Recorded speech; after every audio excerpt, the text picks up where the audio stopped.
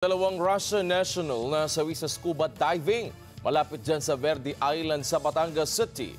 Alamin natin ang balita kay Mads Villarmo Ratilio. Mads.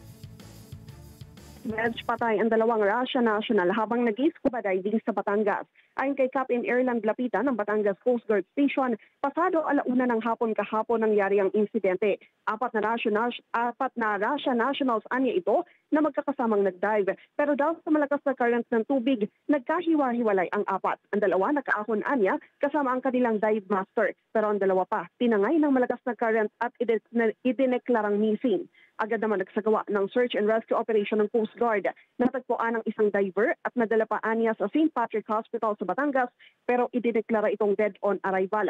Sa pagitan naman ng alas 4 hanggang alas 5:30 ng hapon kahapon, nakitaan niyang katawan ng isa pa pero wala nang isang braso nito. Ayon kay Lapitan, may nakakita ng pangyayari ng atakin o ito ng pating. Na-turn over na ang katawan ng nasabing diver sa kanyang kasamahan sa Puerto Galera.